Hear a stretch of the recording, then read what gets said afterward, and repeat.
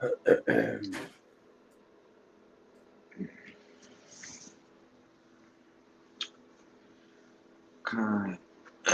Shalom, shalom. I'm gonna open up and then I'm gonna grab a proverb or two, maybe. First and foremost, I want to give all praises, all honor, and all glory to the Most High God, Yahweh, by Hashem, Hamashiach, Yahushua. Let me go ahead and grab a quick proverb.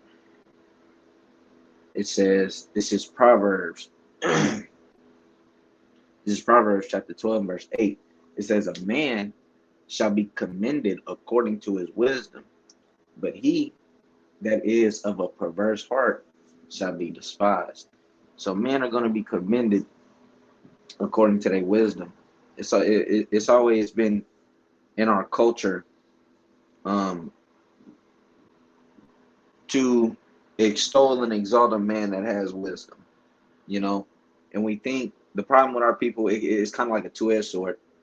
The problem with our people is we think that these rappers and we think that these men who say a verse or they look like they have this, that, and third, we kind of equate that with wisdom and understanding, and we extol them instead of the men who actually do have understanding, instead of the men who do have wisdom. You know, we think, oh, just because he has this and has that, and just because he said this one bar that was hot, this brother he must know what he's talking about. When that's not the case at all. A lot of these men are hypocrites. A lot of these men do not have understanding at all. But it says, but he that is of a perverse heart shall be despised. And that's kind of with everybody. You know, if you got a perverse heart, a perverse mind, you're going to be despised because nobody's going to want to be around you. Nobody's going to want to deal with you. You're kind of just contrary, you know. Let's see. It says, I'm going to jump down to verse 26. No, I don't want to read 26. I'm going to read 28. It says, in the way of righteousness is life, and in the pathway thereof there is no death. So the way of righteousness is life. You know, it's what the scriptures call immortality, a long life, incorruptible, non-corruption, so on and so forth. But the opposite side, if you're in unrighteousness, then of course the pathway is death. The pathway is corruptibleness. The pathway is worms. The pathway is eaten by the beast of the field instead of being buried. It's not a good look. It's not a good sign. It's nothing you want to deal with. But after those, I'm gonna just get straight into the lesson because it is kind of a lesson. Mahar, did you have anything? It's all good. Let's do it. Okay, Con.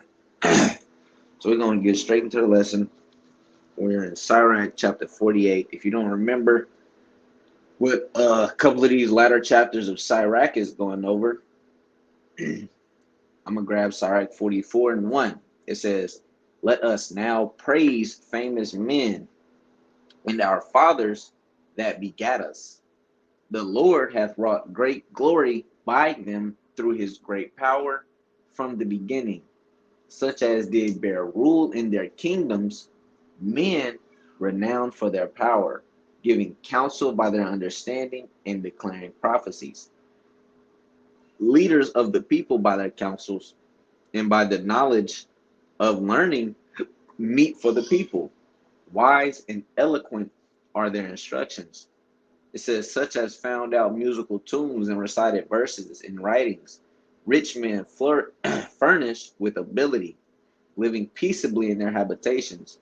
All these were honored in their generations and were the glory of their time. So a lot of these men were the glory of their time. A lot of these men were renowned. We're supposed to praise these famous men. These are our forefathers. These are the men that had wisdom, knowledge, and understanding. These are the men that you could say walked with God. These are the upright men. You know, these are the men that you want to follow after. right? So I'm gonna get straight into it. Sirach chapter 48 and verse 1. It says, Then stood up Elias.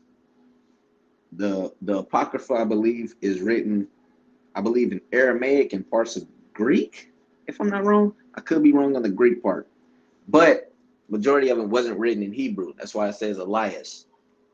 But who it's talking about is talking about Elijah. It says, Then stood up Elijah the prophet as fire, and his words burned like a lamp.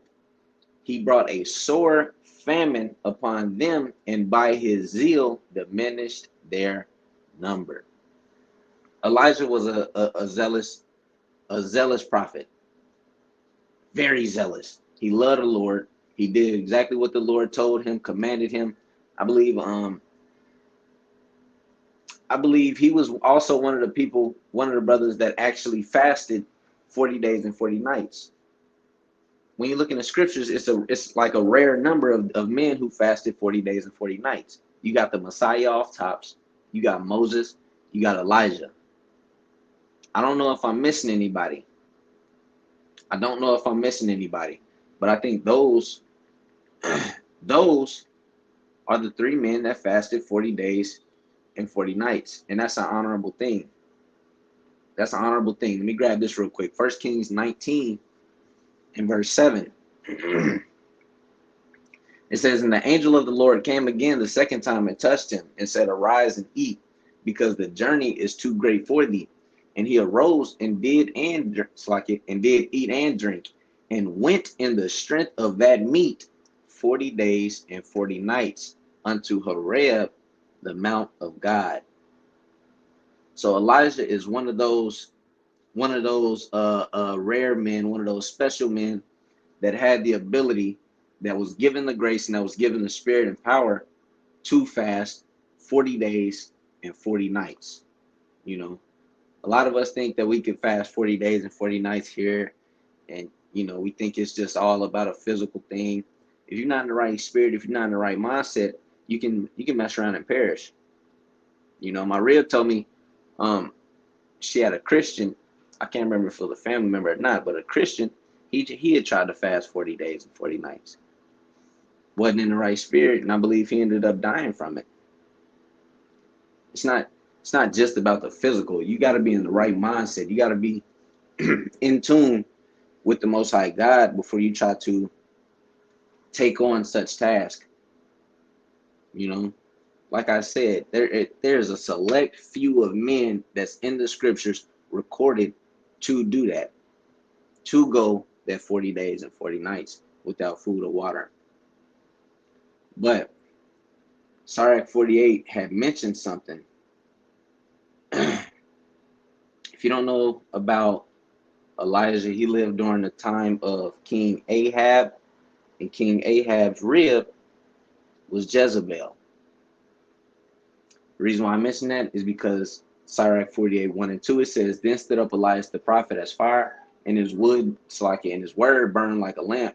He brought a sore famine upon them, and by his zeal he diminished their number. So Elijah brought a sore famine upon, I believe it was upon the land of Samaria. But let's just get into it. Let's go to 1 Kings chapter 17. This is 1 Kings chapter 17 and verse 1. It says, And Elijah the Tishbite, who was of the inhabitants of Gilead, said unto Ahab, As the Lord God of Israel liveth, before whom I stand, there shall not be dew, nor rain these years, but according to my word. What does that mean? No rain or dew. If there's no rain or dew, you cannot grow crops. You can't farm. You can't bring forth any fruit of the land. The fruit of the land, the ground, the grass, the wheat, the barley, all of this requires, I believe, three things. You need seed, you need water, you need sun. If one of those are lacking, you can't have it. If you have no seed, but you got, the sun and water, you ain't finna grow nothing. There's no seed. If you got water and the seed, but you don't got no sun, The sun's not giving off no food to the ground. It's not giving off no energy. You can't grow nothing. If you have seed in the sun, but there's no water, it's not going to grow anything. I believe that's how simple it is. It's like it. So he says, there shall not be dew nor rain these years, but according to my word. This is how powerful Elijah was. He could command that there be a famine in the land, and the Lord would make it happen. He can make it happen straight like that. It's it's nothing to the Most High God to make something to let me grab it. Let me grab it. So like Because I believe James said something about it. Go ahead. So like this is Malachi. I'm in from Mahar right now, so I'll grab any precepts you need. All right, Con. Grab me James 5:16, the water.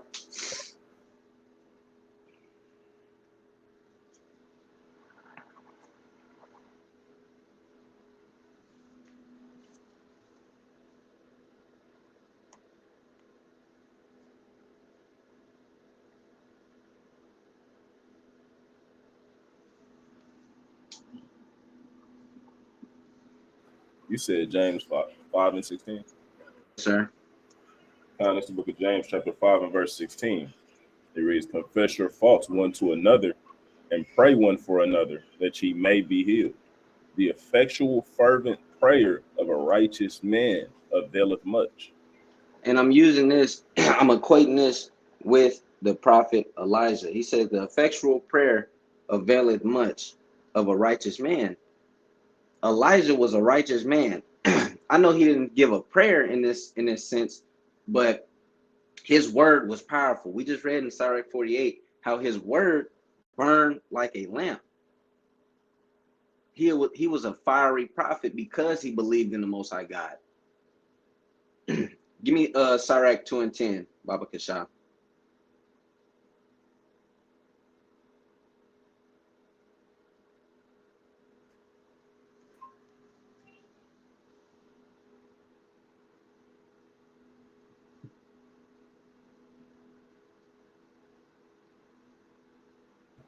Salakia, you on what precept? Sirach 2 and 10. It's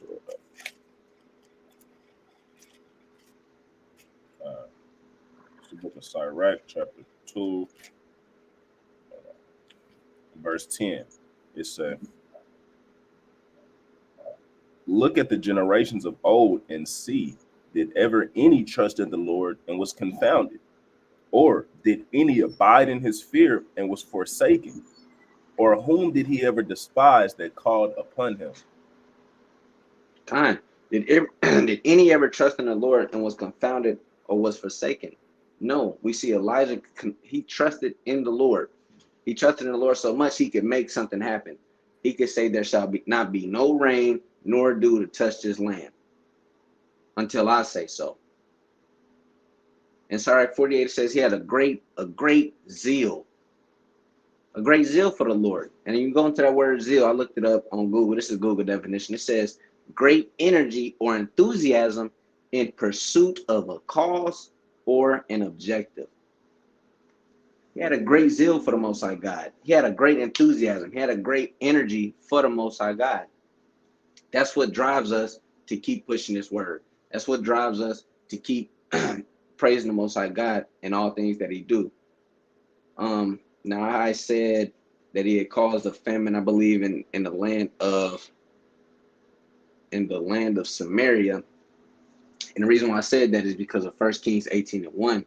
It says, and it came to pass after many days that the word came unto Elijah in the third year, saying, go show thyself unto Ahab, and I will send rain upon the earth.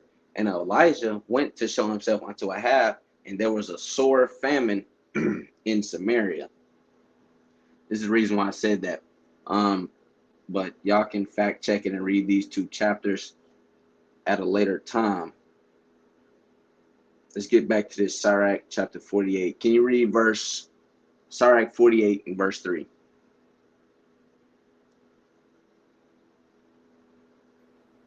This is the book of Sirach, chapter 48 and verse 3.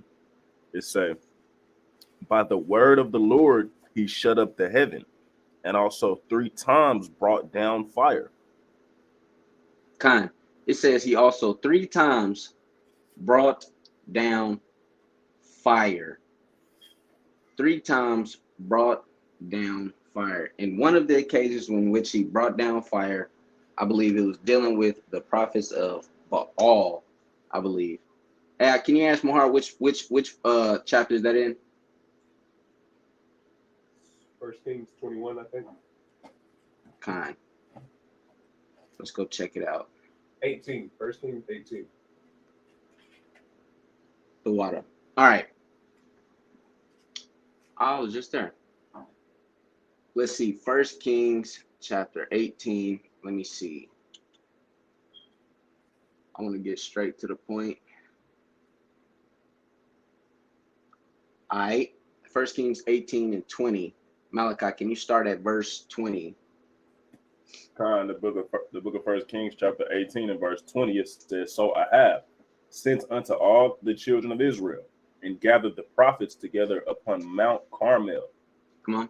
And Elijah came unto all the people and said, How long halt ye between 2 opinions? If the Lord be God, follow him. But if Baal, then follow him. And the people answered him not a word. So during the reign of Salakia, during the reign of King Ahab over Israel, we were in between 2 opinions. Do we serve Baal? Do we serve the Most High? Who do we serve? I can kind of serve him over here. I can kind of serve him over. That's not how it works. We know the scriptures say, be not lukewarm. We also know the scriptures say you cannot serve 2 gods. Can't serve God and mammon. You know, can't have 2 gods. Like, okay, over here today, I'm gonna worship Zeus. And then after I get done with Zeus, tomorrow I'm gonna kind of deal with Ishtar. And after Ishtar, then I'm gonna come back to the God of the Bible. You know, I kind of got my days lined up. I'm kind of covering all grounds here. You know, if this God turned out to be false, cool, I got this one. If this guy, that's not how it works. That's not how the Bible works. Most High God said, have no gods before me. We're not supposed to worship any other God. It's actually in the law, if you do worship another God, or if your family member worship another God, that they will be put to death. That's how serious it is. But this should let you know the wickedness that was going on in Israel. Can you read verse 22? Verse 22. Then said Elijah unto the people, I, even I only, remain a prophet of the Lord, but Baal's prophets are 450 men. So Elijah is sitting here saying, I'm the only one sticking up for the Most High God, but y'all got so many prophets. Y'all have 450 prophets that's worshiping Baal. Come on. Let them therefore give us 2 bullocks, and let them choose 1 bullock for themselves, and cut it in pieces, and lay it on wood, and put no fire under. And I will dress the other bullock, and lay it on wood, and put no fire under. Come on. And call ye on the name of your gods, and I will call on the name of the Lord. And the God that answereth by fire, let him be God. And all the people answered and said, It is well spoken. Okay, so we got Elijah. Elijah's kind of putting out a competition right now. He said, okay, choose you a bullock. I'm going to give me a bullock. You know, we're going to put it on 2 pieces of wood, but we're not going to light no fire on it. You're going to call upon Baal. I'm going to call upon the name of the Lord. And whichever God answereth by fire, let him be praised. Let him be worshipped. Let him be the Most High God. And all the people around said, it is well spoken. All the 400 prophets that were around Elijah said, well done, let's do it. Let's put this competition to the test. You know, and Elijah, this is how much faith Elijah had in the Most High God. He didn't waver when he thought about this. He didn't kind of second guess it. He didn't kind of what the hell? He didn't doubt. You know what the scripture said about doubt? What did Paul say about doubt? Let me see. Can you grab me Romans 14 and 23? Romans 14, 23, and don't drop that 1 Kings.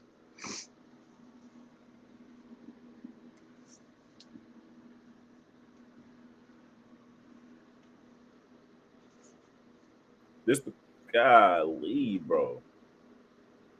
What's up? Bro, I'm not good with this laptop. But this the book of Romans chapter 14 and verse 23. And he that doubteth is damned if he eat, because he eateth not of faith. For whatsoever is not of faith is sin. So of course Paul is speaking in a certain context right here. I'm not harking on the context of which Paul is speaking of. But the point is, if you doubt, you are damned, because it is not of faith. Whatsoever is not of faith is sin. Elijah didn't doubt the Most High God. Elijah knew exactly what was going on. He knew exactly how the Lord was finna make this miracle work by his hand.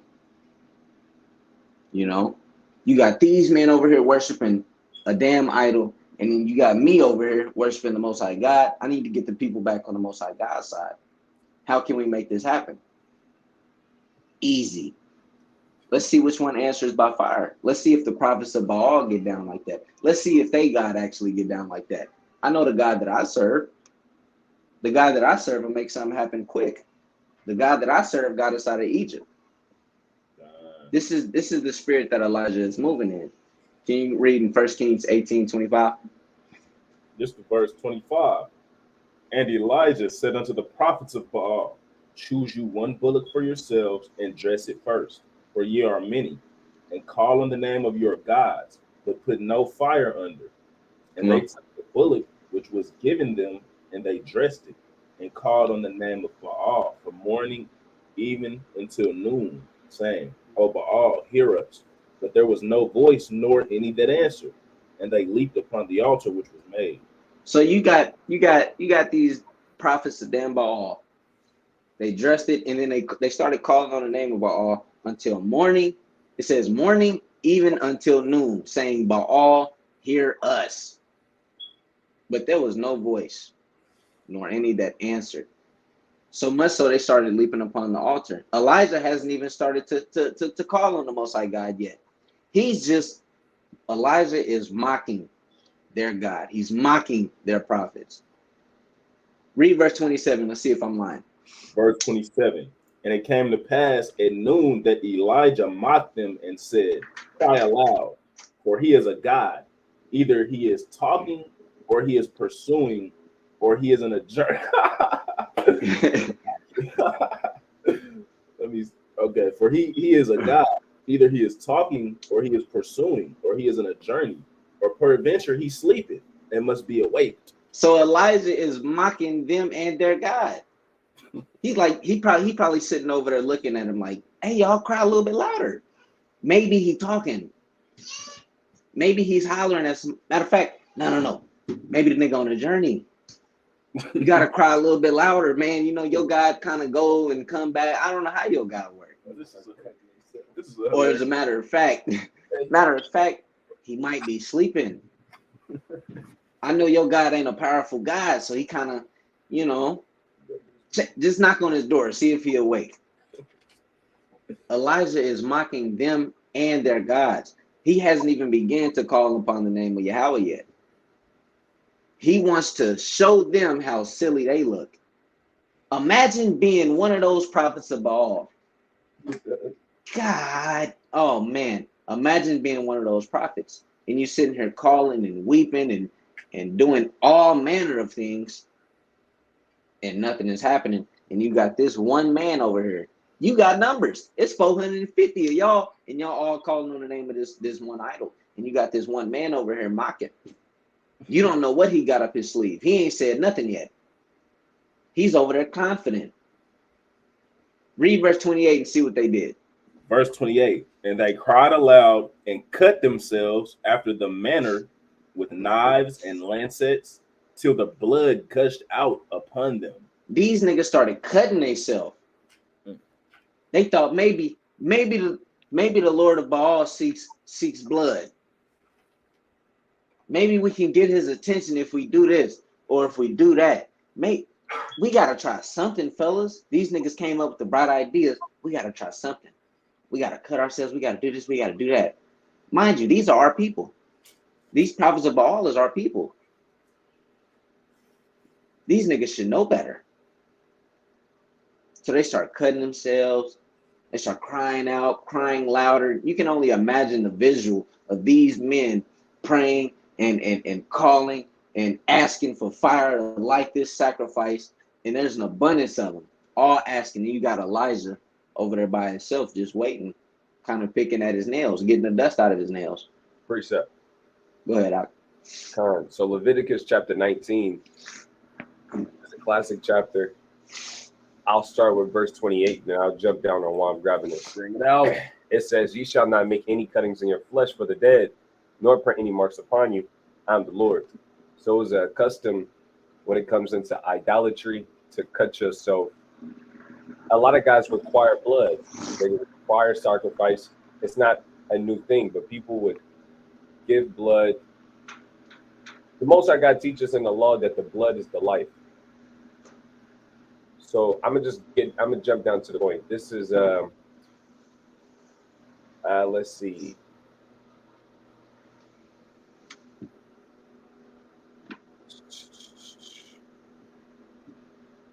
Let's see. I think I'm thinking about chapter 18. yeah, add ups. Just an observation. You see how these men is looking a damn fool? This is what happens when you depart from the Lord. These men is jumping around, they crying aloud, they doing this all day, they cutting their flesh, they bleeding all over each other. There's 400 men out there. And they doing all this in the name of Baal, man. Right. So check this out.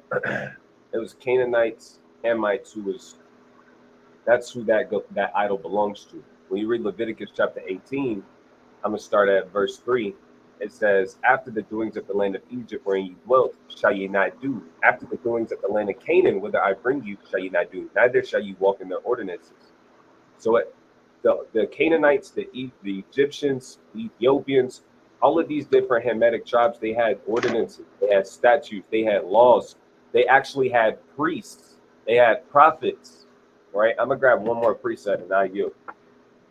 When you read Wisdom of Solomon, the 12th chapter, it goes into detail about how they have priests.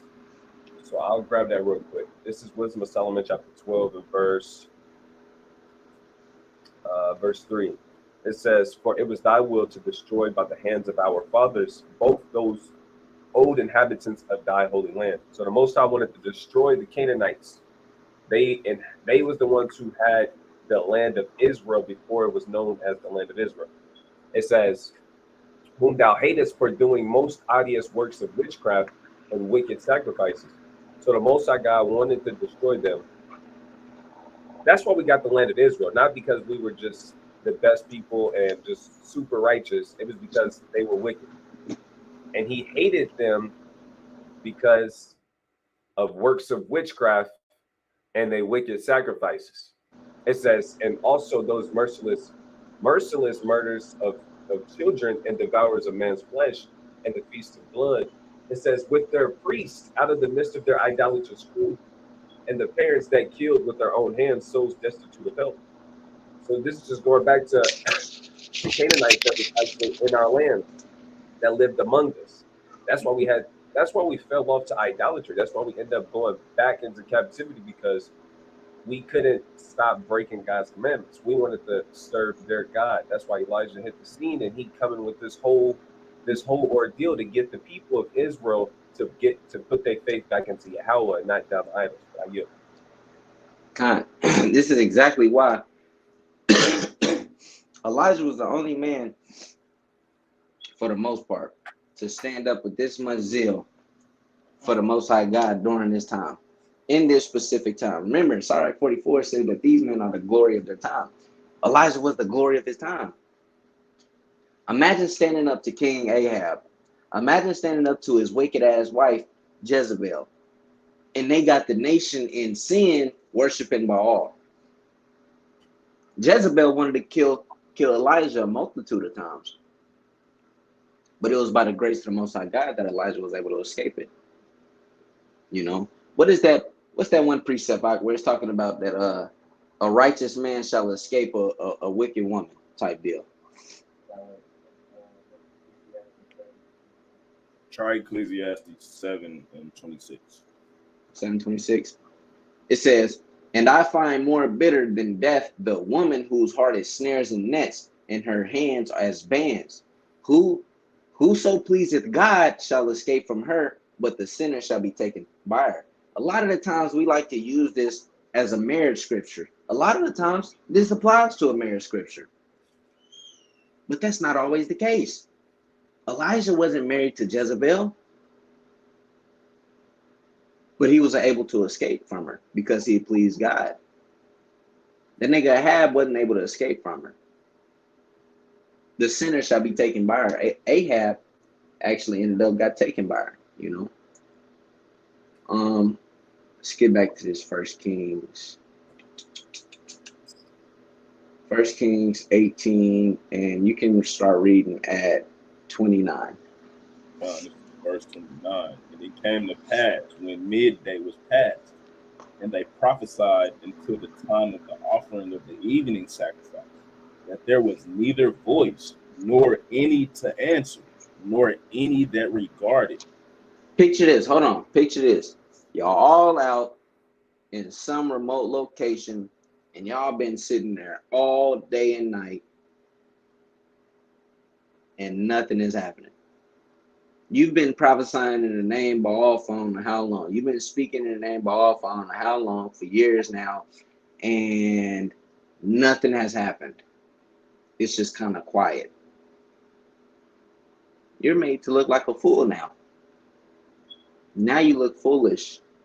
You're regarded as a fool because nothing is happening. During this time, during the past time back in the day, you had a lot of miraculous things happening.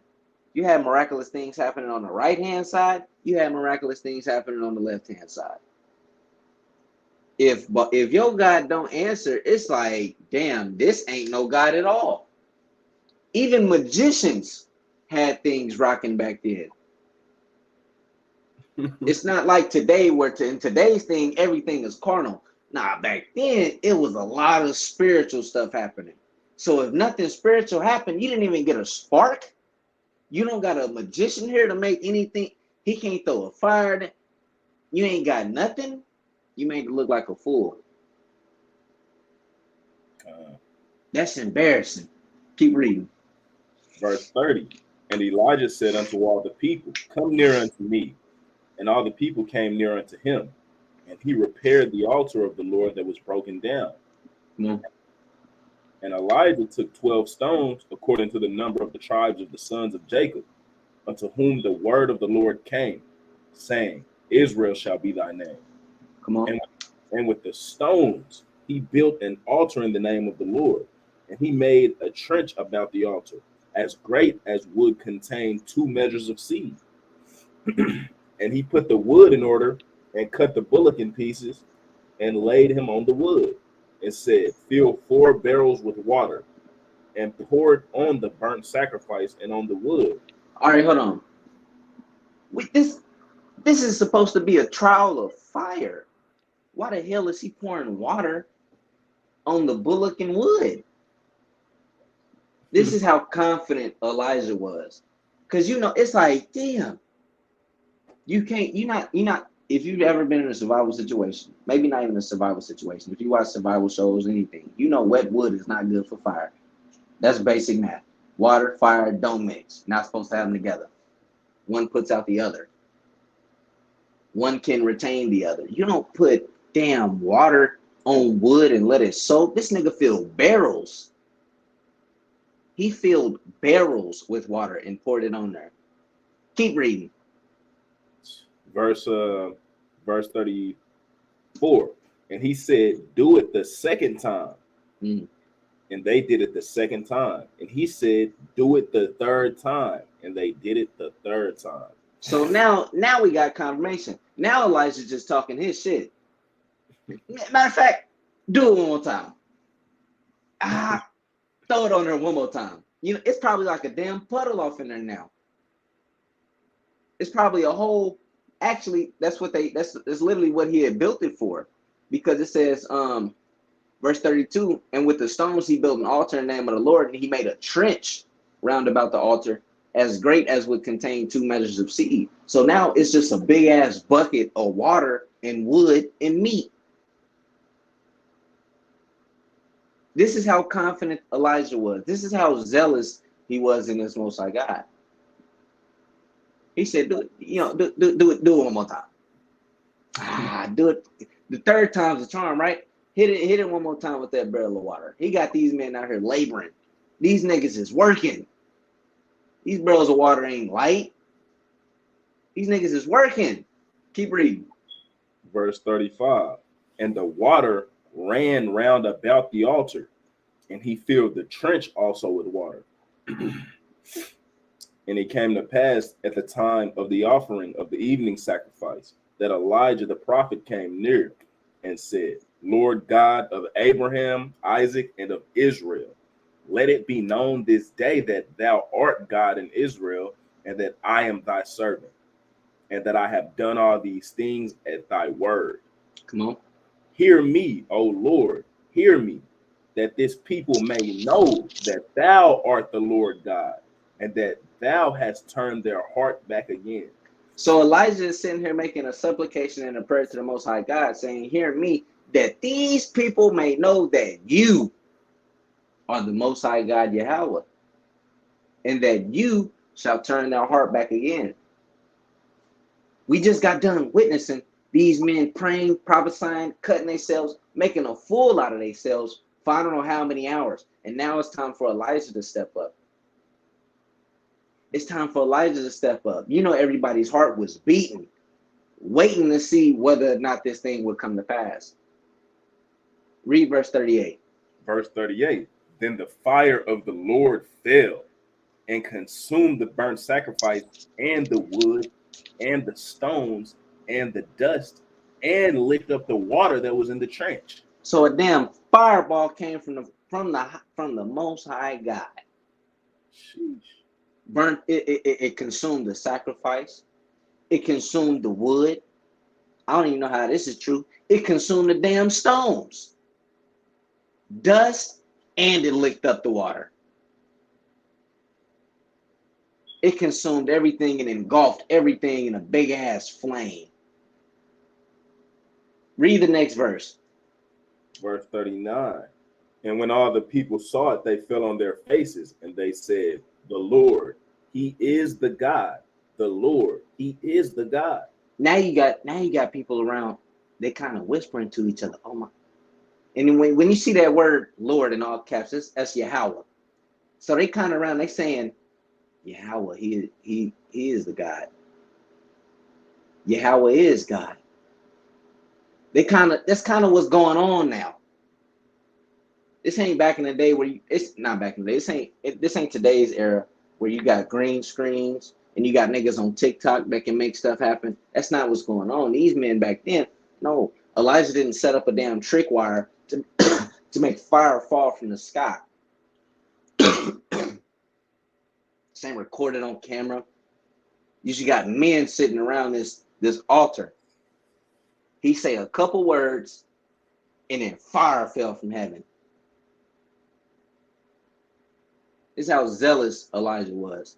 This is how in tune and in harmony Elijah was with the Most High.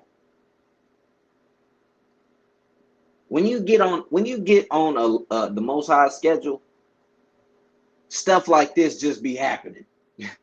I'm convinced that when we read about this all the time, when you get in tune with the Most High God, miraculous stuff just happens all the time. What happened with Moses? Shit, he turned water into wine. Not water into wine. Oh, damn. Salakia. I'm gonna call Moses the Messiah. But he made the water into blood. He made plagues come upon Egypt. He split the Red Sea. I believe it was the Red Sea. He split the sea. All manner of things just start happening. You got Joshua who came up behind him. What happened when Joshua was in tune with the Most High God? Joshua made the sun to stop. How the hell you make the sun stop? I remember it said something. was 6 o'clock for 3 hours. Mahar said it was 6 o'clock for 3 hours. Let me see. I can't. Man, I want to see if I can find it. But basically, it was something going around saying, has the Lord hearkened unto the voice of man? That's what was going on during the time of Joshua. Joshua was a glory during his time. But Joshua split the Jordan. Yeah. Joshua split the Jordan. He was knocking down all Canaanites. He was running in on them. Conquering quickly, bro. Oh, yeah. It's to our people. Like, Judah, you're going to take this. Simeon, you're going to be right here inside of Judah. All right, we got Manasseh over here on the other side of Jordan. Gad over here, Reuben over here in the street. We're going to put the other half shot of Manasseh here. Issachar, you're going to be here. That's a lot of land, bro. That is a lot of land. Some of the best land on earth. So yeah, literally. Have you seen that video with those gave crazy work? Bro, just know. Hey, he gave him crazy work, bro. Bro, everybody don't put enough weight on Joshua, bro. He was definitely big, bro. Bro, I got the precept to prove it. Bro, he was valiant. I'm convinced that if you were standing next to Joshua, you will feel his presence without seeing him. Go ahead. You can blindfold me and you'll feel when that nigga walk in the room.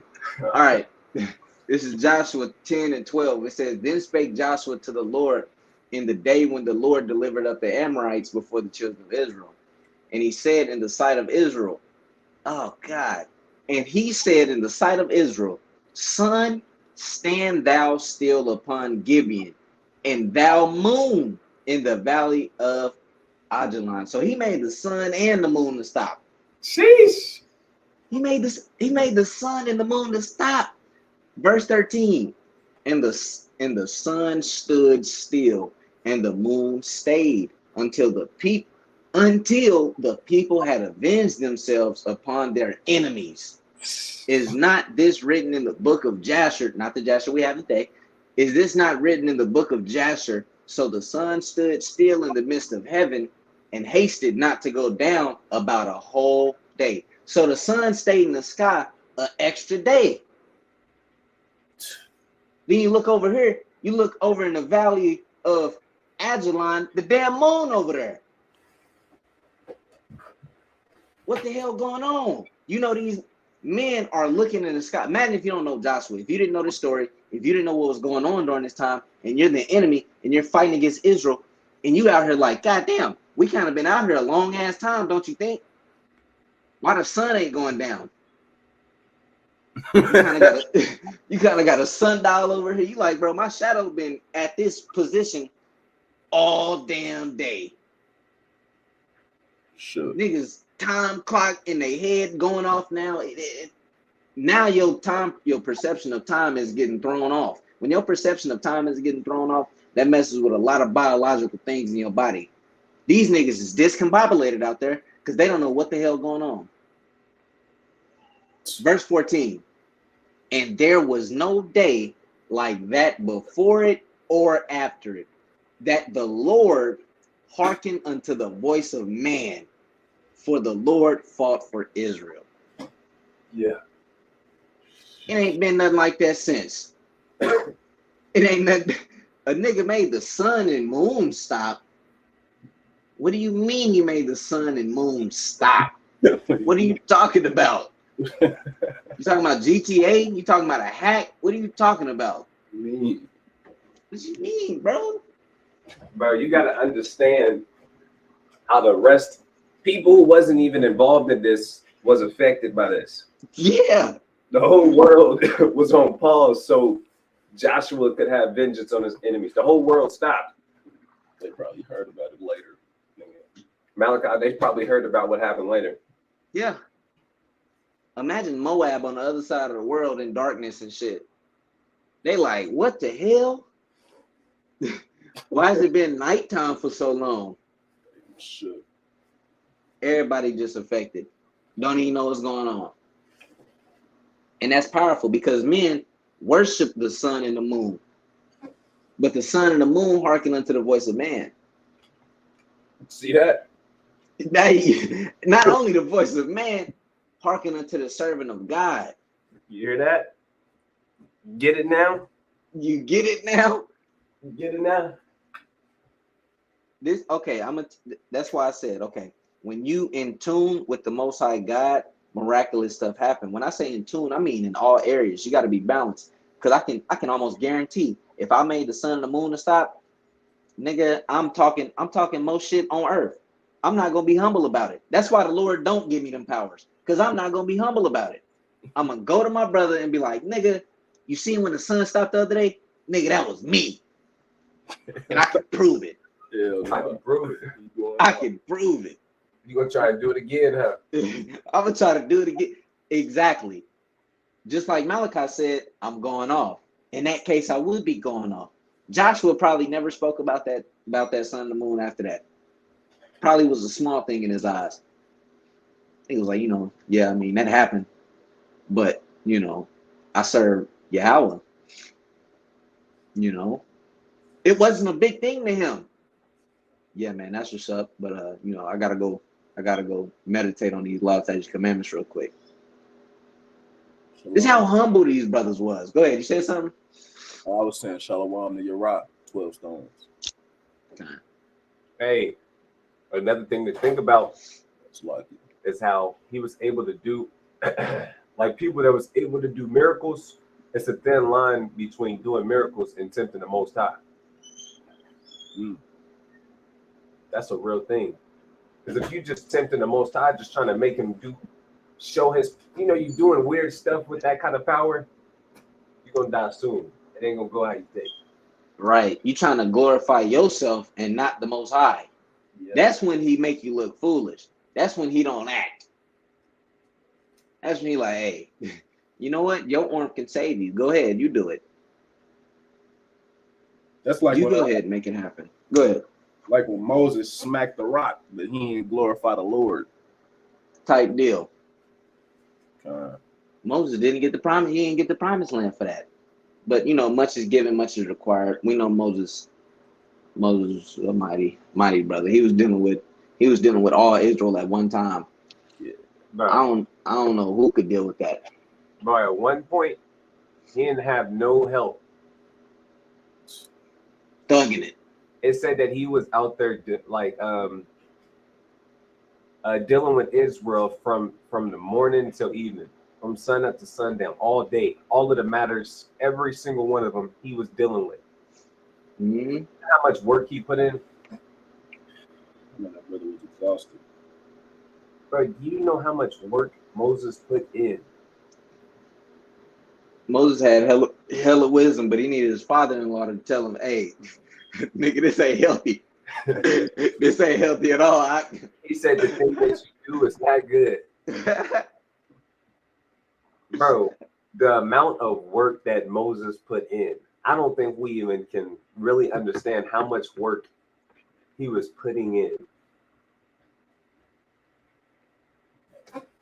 Bro, you know how we be saying, like, I'm really speaking to my heart right now. You know how when we be talking about Naruto and stuff, and we say that the creators had to nerf Itachi. You know what I'm saying? By giving him sick. Most High had to nerf Moses because he was the most humblest man on earth. And he still failed a little bit. Like, bro, I can't deal with this. I'm finna smite the fuck out this rock. I'm not gonna bullshit you. He had to nerf Moses. Moses was hard. He was hard. All right, let's get back to this First Kings. Malachi, can you read First Kings 19 and verse 40? I believe that's where we at. First Kings 19. It reads. You said First Kings 19 and 40? Yes, sir. Oh no. We wasn't. Is you sure we wasn't like in Second King? Or you mean 18 and 40? Salaki, that's my fault. And Elijah said unto them, take the prophets of Baal, let not one of them escape. And they took them, and Elijah brought them down to the brook Kishon and slew them there. So Elijah like grab all them niggas that was prophesying in the name of Baal, that cut themselves, that caused the people of Israel to go off, bring them down to the brook of Kishon, slam. Slam. Straight up. Straight up. Wasn't nothing about it. And in this chapter, I believe at the same time, when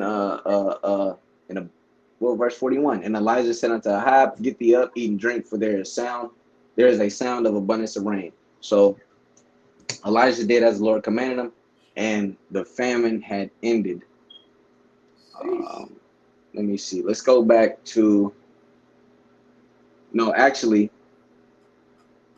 Mara, can you where is it at when he calls the men to get consumed? It was earlier.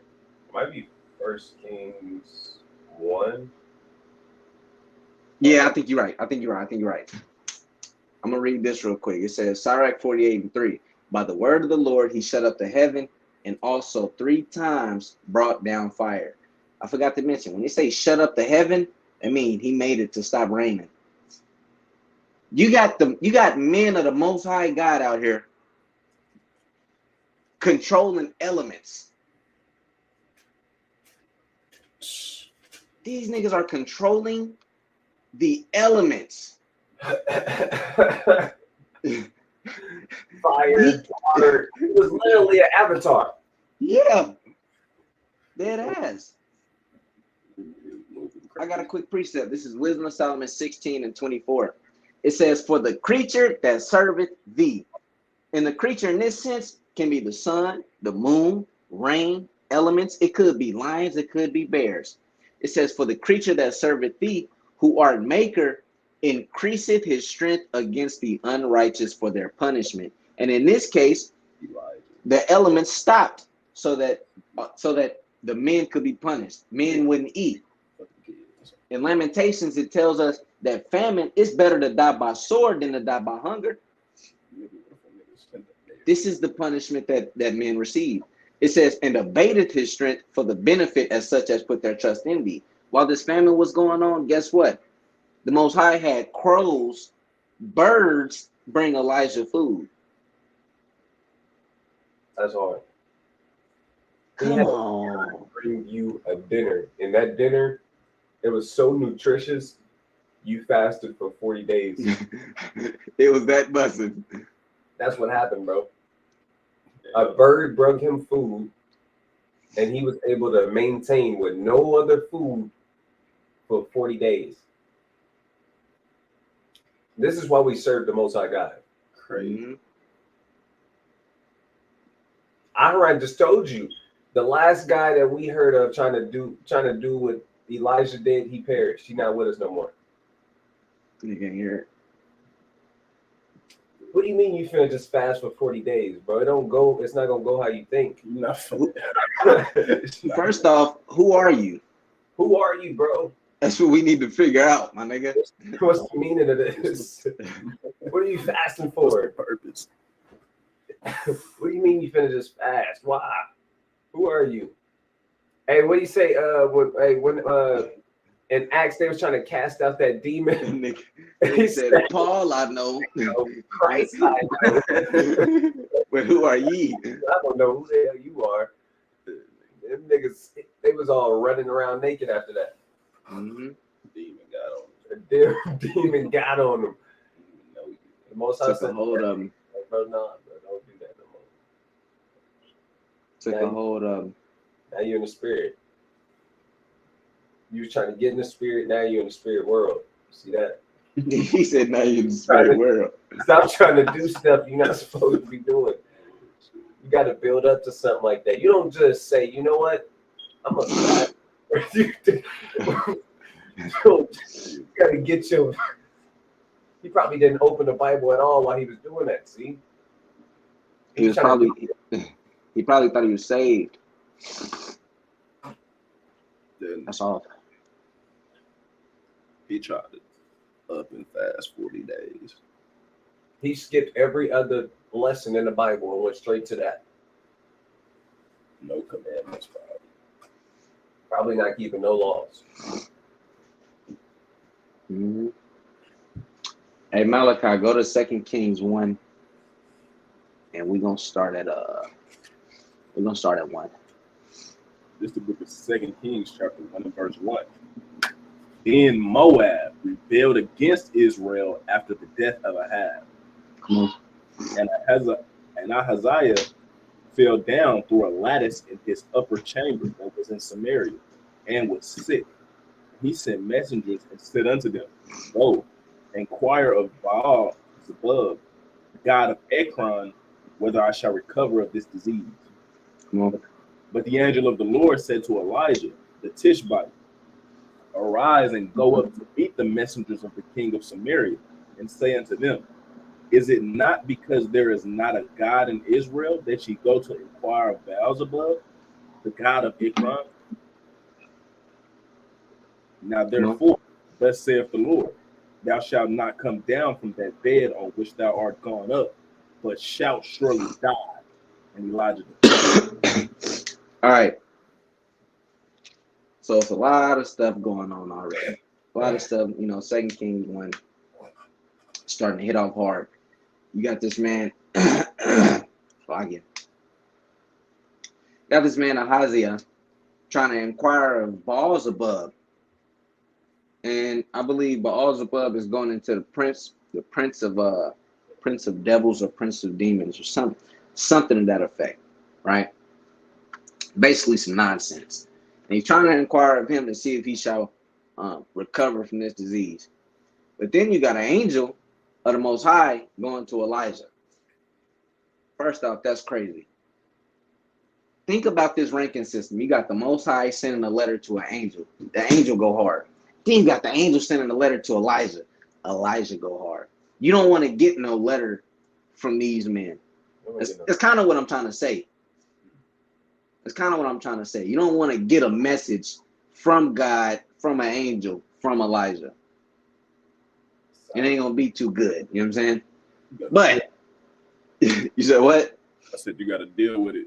You got to deal with it. But we always say the more you F around, the more you're going to find out. You know what I'm saying? So Elijah now goes and tells the king of Samaria, is it not because there is a God in Israel that ye inquire of Baal-zebub, the god of Ekron? So now the Lord is offended. You got a God here. Why go to Ekron? Why go to Baal-zebub? It's all good. You ain't gonna come down from that bed, playboy. You don't gotta go to Baal-zebub. I got you. I got the answer that you were searching for. You don't gotta go to Baal-zebub to see if you're gonna recover from this disease. You're not. You just play it tight, bro. You just sit there in your bed and chill because you finna die. The Lord has Let's spoken. read. The Lord has spoken. Hey, what does amen mean? So be it. Straight like that. Read verse 5. Mm-hmm. John, verse 5. And when the messengers turned back unto him, he said unto them, Why are ye now turned back? And they said unto him, There came a man up to meet us and said unto us, Go, turn again unto the king that sent you, and say unto him, Thus saith the Lord, Is it not because there is a God in Israel that thou sendest to inquire of Beelzebub, the god of Ekron? Therefore thou shalt not come down from that bed on which thou art gone up, but shalt surely die. So the messengers that was sent to Ekron met Elijah. Elijah gave him the game about what's happening. And the king like, damn, y'all back kind of soon. Why y'all back so soon? Why you come back? They like, man, somebody met us and he told us this, he told us that. Basically, in the moral of the story, you're not coming down from that bed, you're gonna die. Read verse, come on. Verse 7. And he said unto them, what manner of man was he which came up to meet you and told you these words? Come on. And they answered him, he was an hairy man, and girt with a girdle of leather about his loins. And he said, it is Elijah the Tishbite. So, you know, they kind of described him. He was a hairy brother. You know, he had a leather girdle about his loins, and he said his name was Elijah the Tishbite. You know, Elijah was a real masculine looking man. He wasn't, you know, he didn't get his eyebrows did. He kind of didn't shave off his forehead hair. You know, he didn't trim up his beard like that. He didn't kind of, you know, trim the, you know. Elijah was a rough looking man. He was a man. He out here moving God work. You know how brothers say they moving work? No, he's moving God's work. This nigga he don't got time to pretty up. He over here giving a message. He over here making famine in this land. While he making famine in this land, he got fire coming down in this land. While he got fire coming down in this land, he got to go over here to prophesy a downfall of a damn city. And then while he get done with that, he got to go over here and kill a brother. This is what Elijah's doing.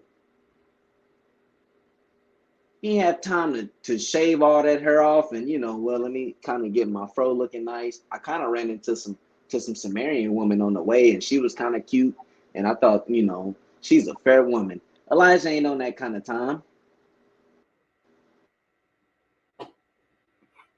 He wasn't worried about Snapchat. Salaki, can y'all hear me? Salaki. Con. Go ahead. Mahar, was you saying something? He wasn't worried about Twitter, how many followers he got. Hold on. Hey, bro, take this picture for me. You know, he wasn't worried about getting 1,000 likes. He wasn't worried about none of that. You're not going to catch Elijah doing the new, what's it on TikTok, the new trending dance. Pop locking it. All right, so like, I'm going to keep reading. Go ahead. It says, and he said unto them, what manner of man was he? It's like I read that. Verse 9.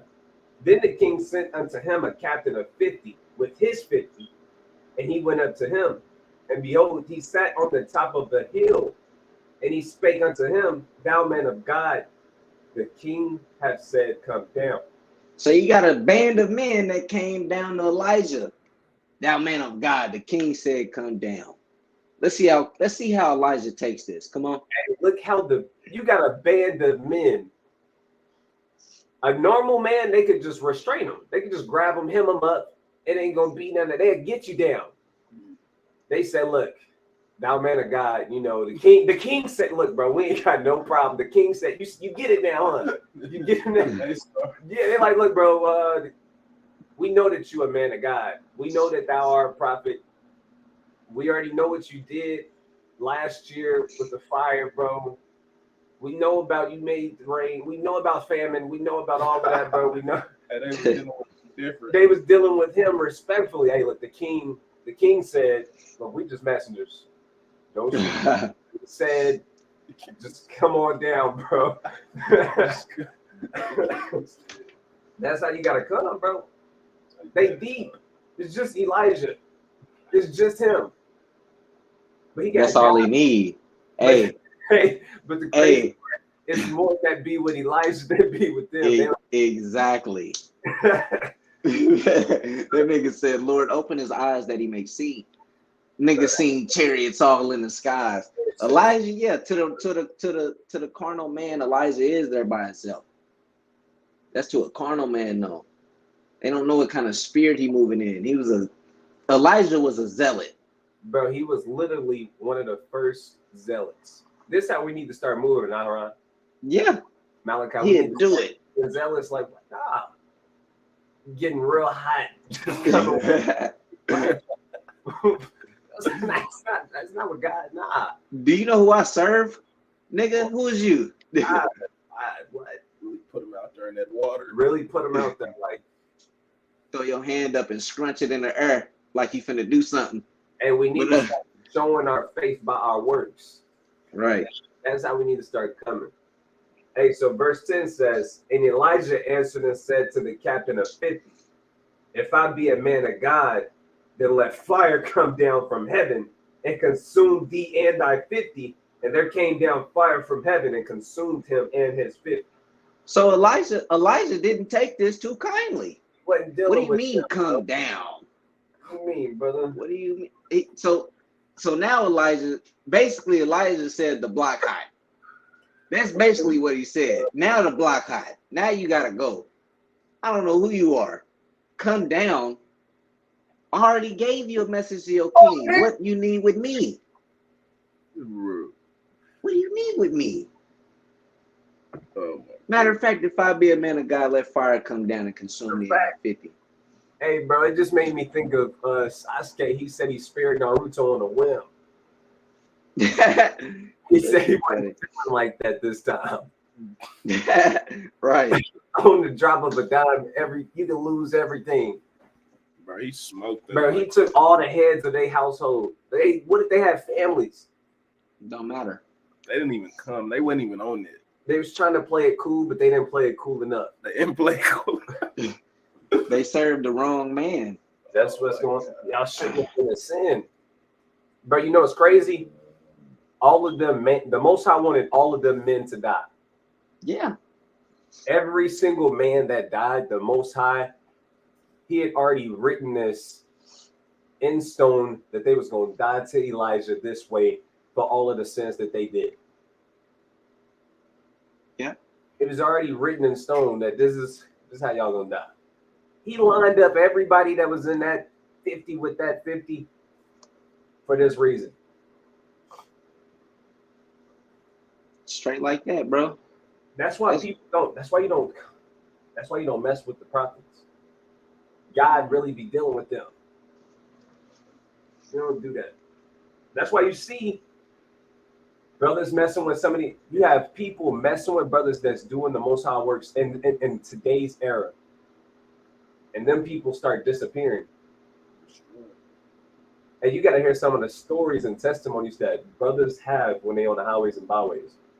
You had a brother shoot at a brother while he's teaching. He got real. It starts. Nobody can find the bullets. None of the brothers who was teaching got hurt. I think that man not with us no more. He gonna he gonna know now. I feel like when the Most High gets you, You know it's the Most High. You know what it's about. You know. Uh-huh. You know what it's about. And you know when it says he sent a cool messenger, Yeah. or an angel, or you know what it's about. You know. All right. Verse 11. It says, again, also he sent unto him another captain of 50 with his 50.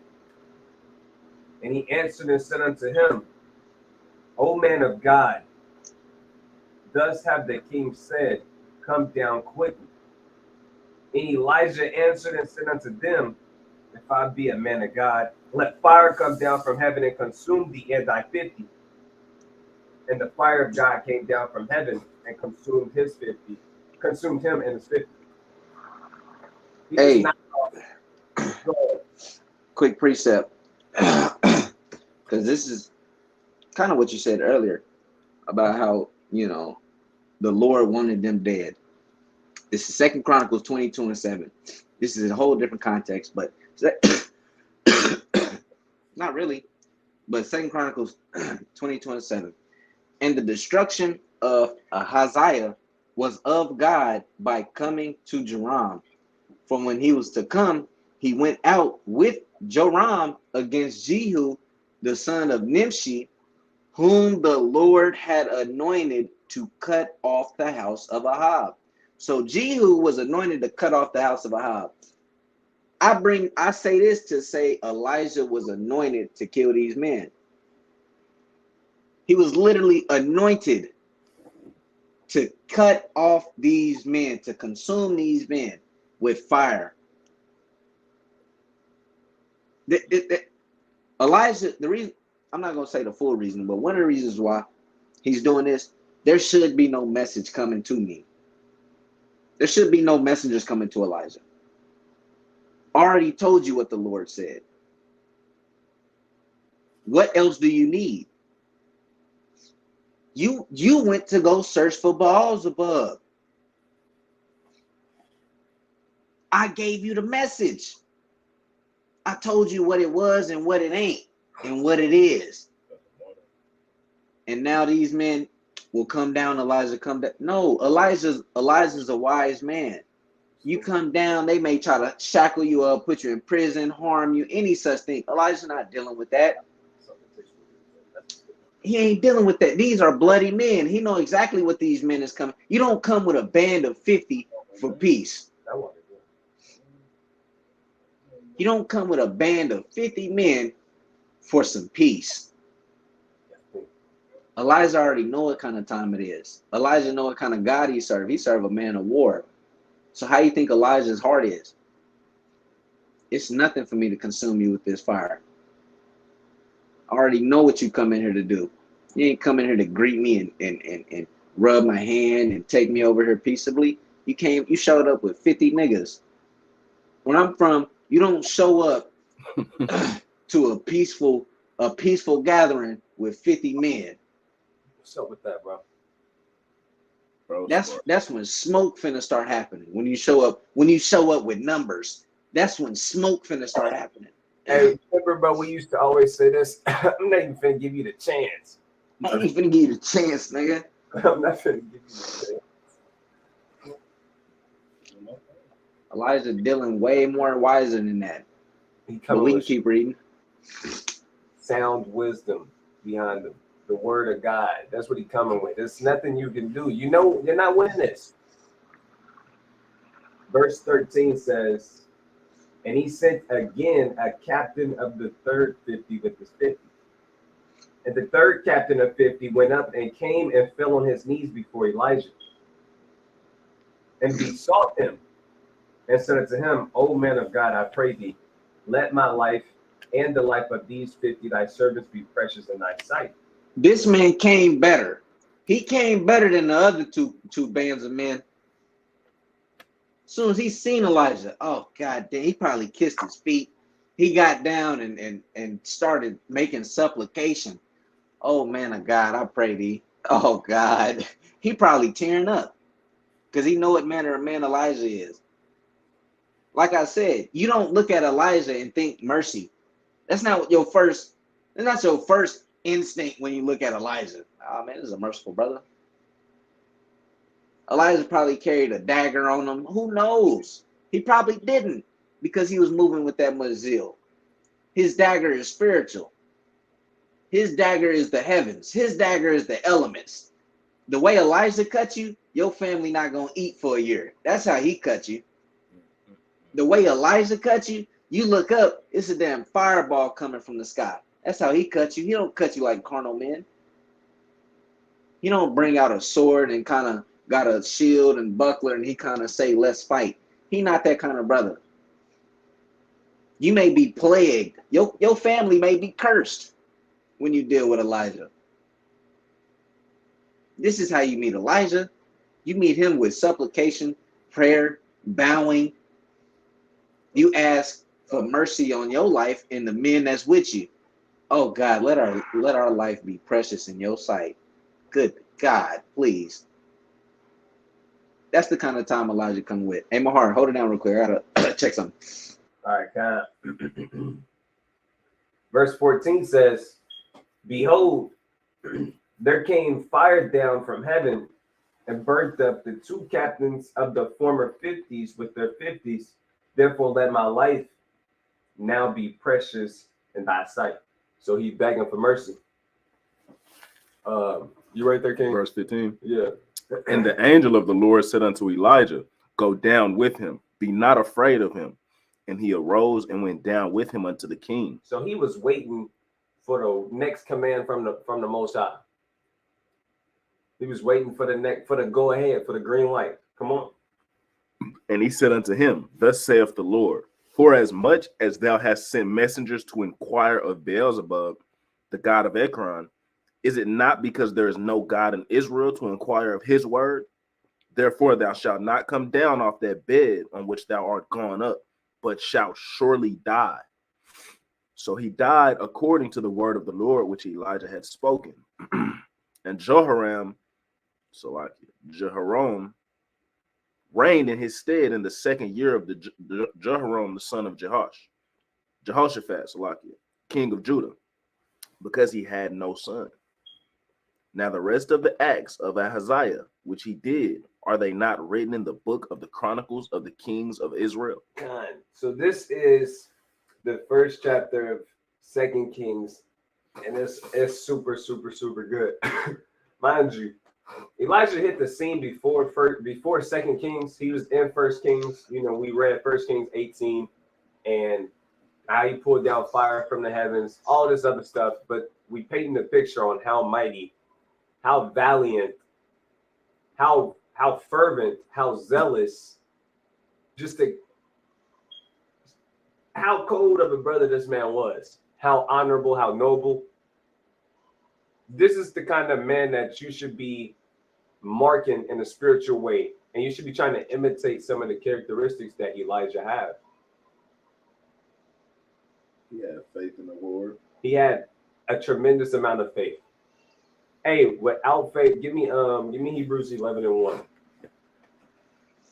Hebrew. I'm back when y'all ready. I'm gonna pass it to you after this precept, and that's break it down.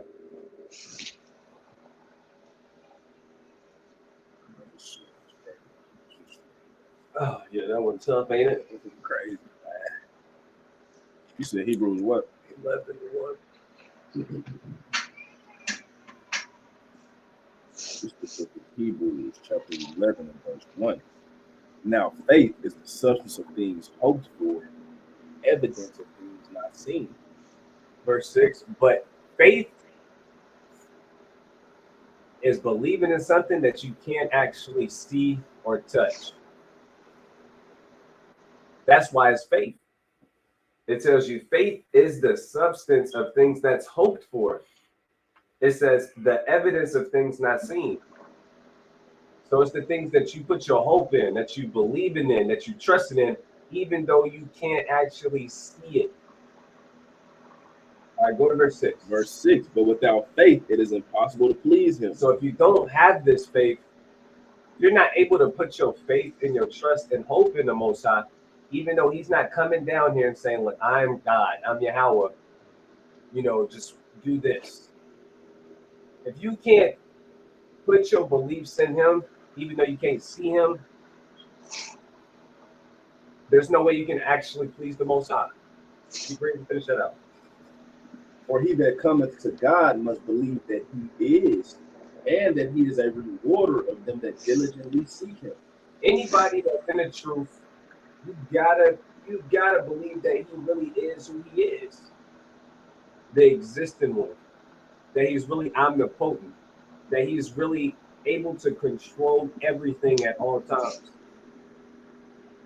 that he puts you right where you are for a reason, that he's going to make our people the kings, the rulers, the governors, the princes of the entire earth. That's right. You got to actually believe that. You got to actually believe that Elijah pulled fire down from the heavens. You got to actually believe that happened. You have to believe that happened.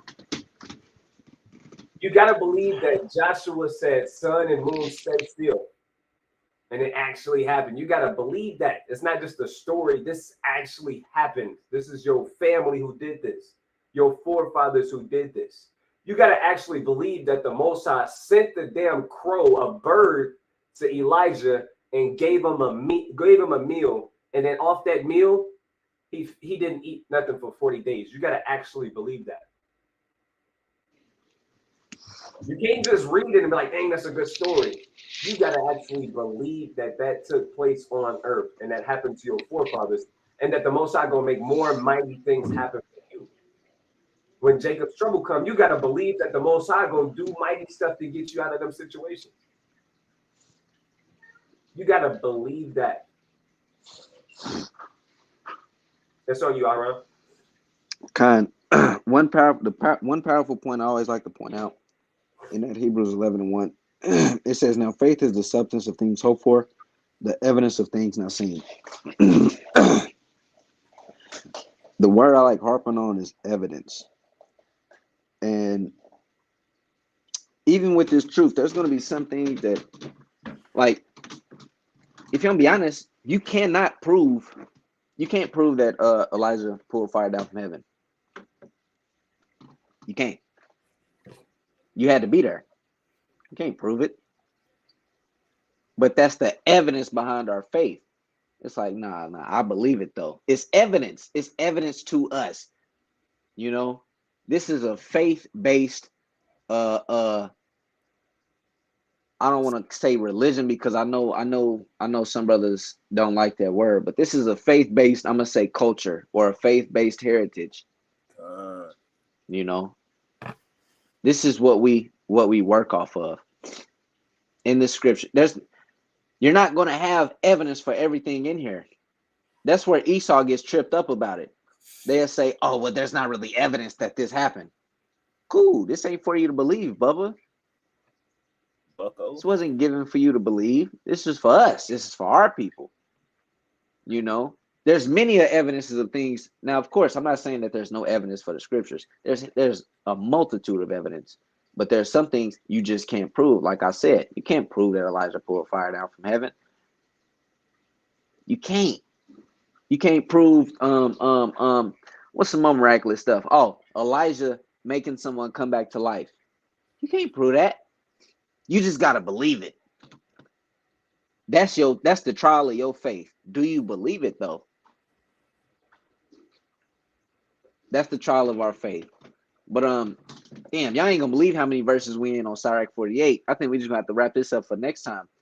We are on verse 3 in Sirach chapter 48. That's where we at. You know what I'm saying? That's where we stopped at. Y'all brothers, because I mean it's still so much, there's still so much more that Elijah did. That's the crazy part. Y'all wanna hold it off for next Shabbat? Or y'all want to keep going? Nah, bro. If we read one more verse, that's an hour and a half. That's what I'm saying. We only been in here 3 verses deep, bro. We ain't even got to, bruh. This whole chapter crazy. Man. Hey, whenever we do bring out these accounts of these mighty men, of course we touching on a couple parts. We do encourage y'all to go read the chapter in depth. It's a much better story than what we just touch on. I guarantee you, a much better story. I remember we was teaching at 6-1, and a brother was hearing us teach. He said, "What was that y'all was reading? Was that a play?" Brother thought it was a play going on. He thought it was damn Picasso or something, whatever these damn Greeks names are. He thought it was something busting right out of a film. Nah, this ain't. This is the Lord's play. This is what the Lord written. He's the greatest storyteller of all time. He's the greatest to ever do it. So get into these stories and read is hot. Go ahead. In the stories, it's not like a fable. Nah. It's real life. And it's applicable. This happened hundreds and thousands of years ago. But it still is applicable today.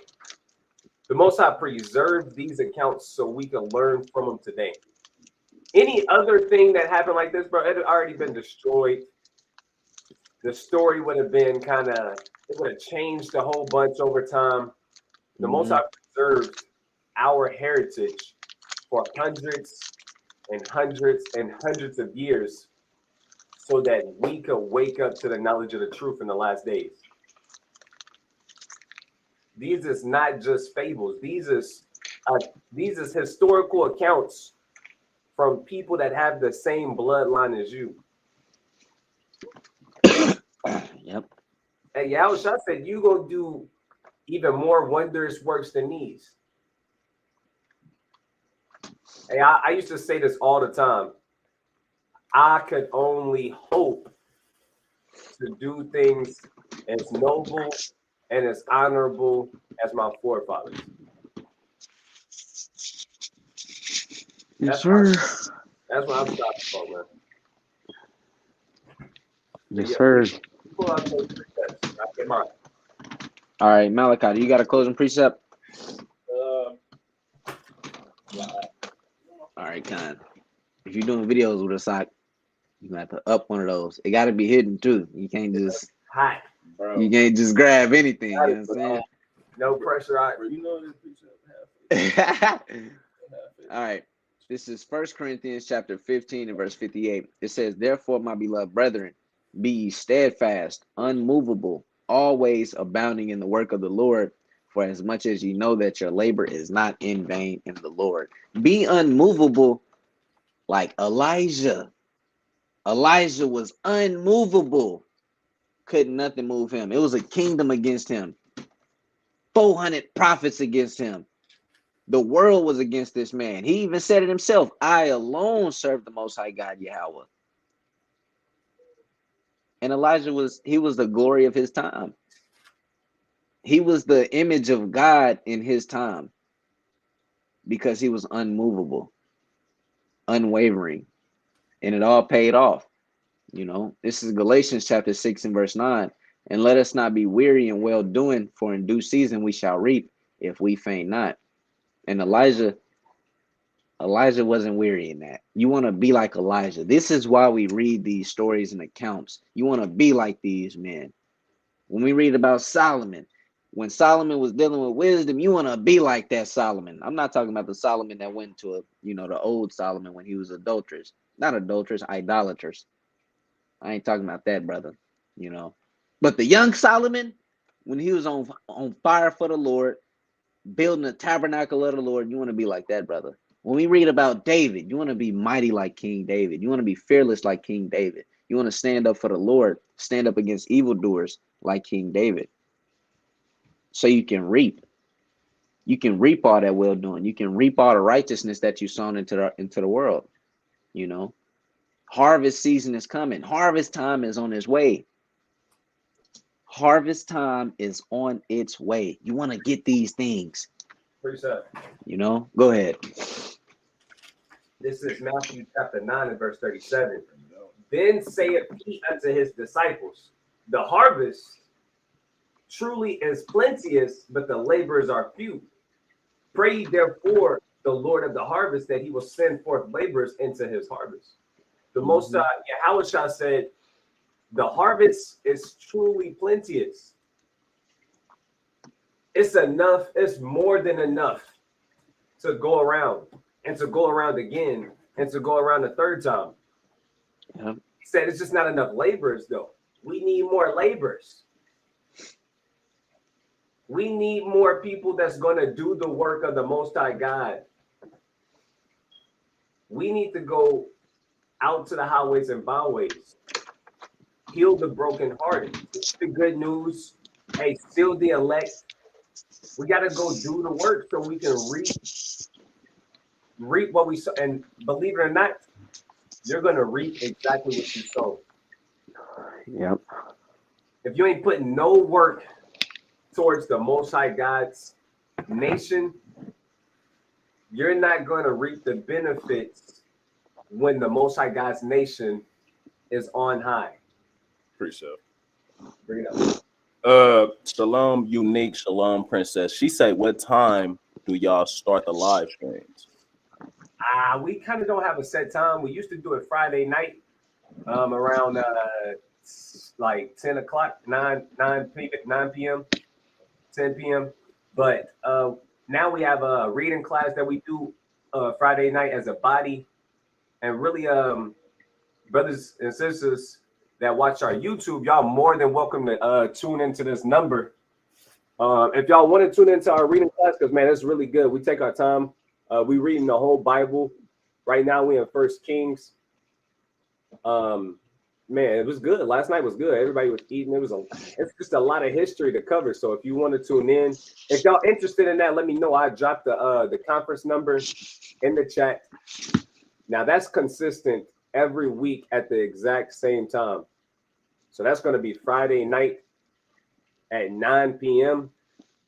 Everyone calls this number and we do a reading class and we break bread with each other. We read the scriptures and we bring in our Sabbath like that. If y'all interested in that, let me know, and I'll drop that phone number in here so y'all can be in the reading class. But I'm not gonna lie, me and Aharon, like, man, to this morning, man, I had a crazy headache. I haven't had a headache in like years. So this one caught me off guard. So man, I had Aharon kind of take over for the most part, but I do want to get a time where we actually a more consistent time. But I've been trying to get it started around 12 because we've been going out to camp right now because it's winter. We go out a little bit earlier. So I've been trying to get the live going around 12-ish, 1-ish. That's kind of through the spirit, that's kind of what it is. So yeah, I try and get it going at 12, but you know, things happen. But bring your precept down. Yeah, bring your precept down. Con, this is the book of Mark, chapter 11 and verse 22. It's going back into faith. It says, and Yahushua answering saith unto them, have faith in God. Verse 23. In verse 22 alone, I love that verse. I remind myself that a lot. Just have faith in God. It's a lot of situations where that verse is going to be what you need. But verse 23, for verily I say unto you, that whosoever shall say unto this mountain, be thou removed, and be thou cast into the sea, and shall not doubt in his heart, but shall believe that those things which he saith shall come to pass, he shall have whatsoever he saith. Therefore I say unto you, what things soever ye desire, when ye pray, believe that ye receive them, and ye shall have them. So I brought this out. Brothers was going into faith. This is one of my favorite verses about faith. It says, have faith in God. And he really magnified, believing and also not doubting. Believe and still have doubts, but you got to eliminate that doubt. You got to have true faith. These times we coming up on is crazy. These times we in is crazy. You got to have faith. You can't doubt. Con. Hey, so one of the things that's going to minimize your faith and still little seeds of doubt in you is going to be worldly people and their mindset. It's going to be that Americanized mindset. Because America they say in God we trust, but it's the exact opposite. They don't trust in the Most High God. They don't believe in the Most High God. They're not putting their faith in the Most High God. You can see that they don't got no faith in the Most High God because their actions will show it. That's why when you read James chapter 2, it tells you, it said, I'm going to show you my faith by my works. So your works and your faith, you can't have one without the other. You can't have works and not have any faith. You can't have faith and not have any works. Everything is perfectly balanced with the Most High God. You got to have faith and works. Right? So the conference number, I'm going to put it right here in the chat. See. Right. When y'all call into this number Friday nights at 9 p.m. and I'm going to start posting this more in the chat because I know people can be forgetful. But check this one. What's up? We might before the conference, we might just need to start doing a little 5-minute little video over some proverbs and just then tell everybody to hop in a call, just a little 5-minute video or something. Just an idea. Hop in a call or whatever right after. Wait, I don't get it. Say it again, King. Okay, before class, Shabbat class or the reading class. Oh, just do a 5-minute video, go over 2-3 proverbs, and then tell everybody to hop in the call. Oh, that makes sense, King. Let's try and really do that. Yeah, just a little. That's an idea. Mm-hmm. Yeah, that's a good idea. That's banging. That's slamming. All right, I'm dropping the number, the date, and the time in the chat. So boom, when you come in, just introduce yourself. Easy, family vibes. Family vibes. That's really what it is, man. Y'all go see. It's real chill. All of the members who hold rank at SOJ, for the most part, is in the reading class every Friday. So the captains, all the officers, the soldiers, And then you just got the members, you got the family, the mashpakat. So everybody just tune in, man. It's really beautiful. So Ahran, you put out your precept. Malachi, you pulled yours out. I'm gonna go ahead and wrap it up with Sirach chapter 43 and 30. It says, when you glorify the Lord, exalt him as much as you can. And it says, for even yet will he far exceed. And when you exalt him, put forth all your strength and be not weary, because you can never go far enough. With that, we're gonna give all praises, honor, and glory to the Most High God, Yahweh, Ba'ashem, Hamashiach, Yahweh Shah. The water for everybody tuning in. Y'all finish y'all Sabbath up, stay in the spirit. I know it's demons out here trying to attack y'all, but put your shield up. Let's rock out for the Most High God. Let's get on fire. Let's get hot. Let's get fervent, and let's make this Sabbath a beautiful, beautiful, holy day. Shalom. Shalom. Shalom.